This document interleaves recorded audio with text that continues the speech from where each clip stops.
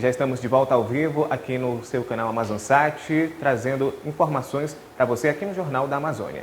E cientistas brasileiros fazem movimento contra a extinção do Ministério da Ciência e Tecnologia em todo o país. A comunidade científica afirma que não há conexão entre o Ministério das Comunicações e o de Ciência e Tecnologia, como considera o presidente interino Michel Temer, que decidiu fundir as duas pastas. Aqui no estado do Amazonas, também houve uma mobilização.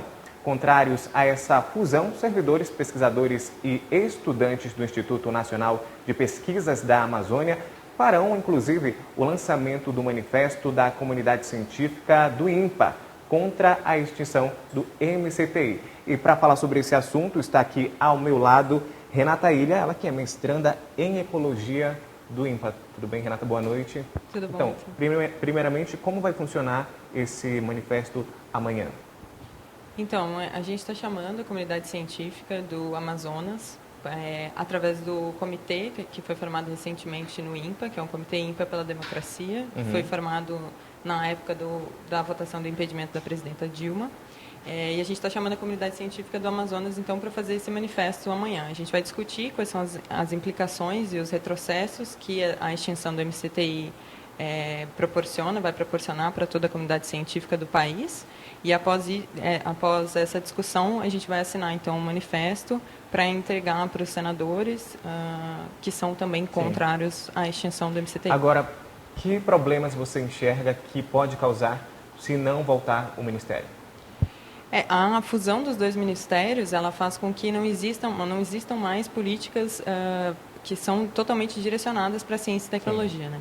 Além disso, o ministro desse ministério, que é ocasionado por essa fusão, não é da comunidade científica, né? Isso, com certeza, representa um retrocesso gigantesco para a comunidade, né? A gente vai ter perda de orçamentos, por exemplo, que são específicos para a ciência e tecnologia, e certamente, como a gente já vinha tendo cortes com a crise financeira e econômica do país, certamente a perda de um ministério que é específico para a ciência e tecnologia vai representar também um corte orçamentário muito representativo para a comunidade, e isso certamente vai diminuir o número de pesquisas e vai diminuir... Inclusive pode haver também a questão de essas pesquisas não prosseguirem, né? Pesquisas que já estão em andamento correm o risco de não prosseguirem devido a essa fusão. Certamente. Vários institutos de pesquisa no país estão sofrendo consequências, tanto com a crise financeira quanto com o impedimento da presidenta e a quebra, a união dessas duas pastas, né, da comunicações com o MCTI. E tem diversos institutos que estão sofrendo cortes muito representativos e que estão tendo cortes no quadro de funcionários. Então, com certeza, agora, essa mobilização não é somente aqui no estado do Amazonas, está ocorrendo também em outros lugares do Brasil, mas aqui a comunidade ela já se juntou, ela está se mostrando realmente preocupada para esse manifesto de amanhã. Como anda a movimentação?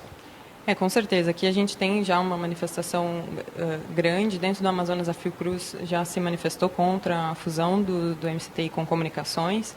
Em outros estados, como tu comentasse, a comunidade científica está se unindo também, muitos também inspirados pelo que aconteceu com o Ministério da Cultura, que retrocedeu a extinção.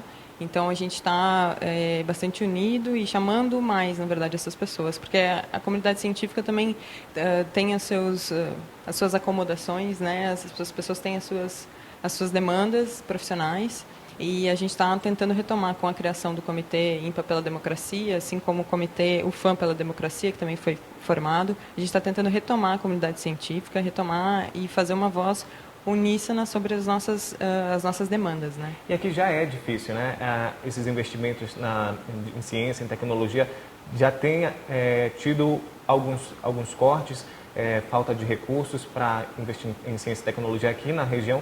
Então, com a fusão dessa pasta, talvez traria mais ainda, como você falou, esse retrocesso aqui para a nossa região.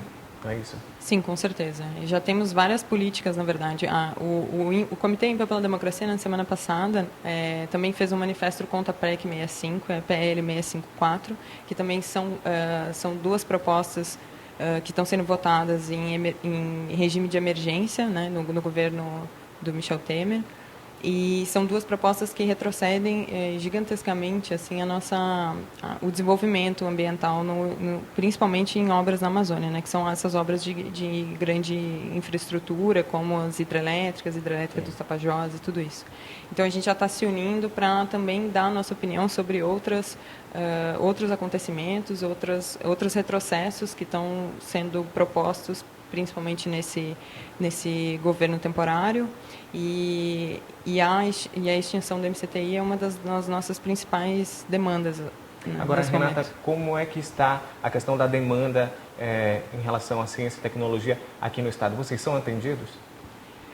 Na verdade, no Estado, a gente tem uma agência de fomento, que é a FAPEAN, né, que teve também uma série de cortes orçamentários e que, por parte do governador do Estado, né, por essa política de não valorização da ciência no Estado, né? Tanto como com a extinção da Secretaria do Desenvolvimento Sustentável, que aconteceu também no último governo.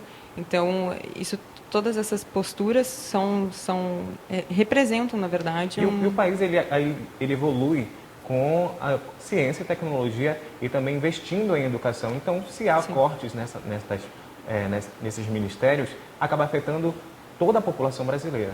Com certeza. A gente precisa da ciência para desenvolver diversas coisas, né? E a gente não está falando... Normalmente, as pessoas tendem a falar de cientistas como ambientalistas, né? Nesse sentido de não ouvir a opinião e de direcionar também a população contra a nossa opinião científica de fatos, né? Como, por exemplo, a construção de obras de grande impacto e tudo isso. Mas a ciência, na verdade, ela está aí para mostrar consequências futuras, né?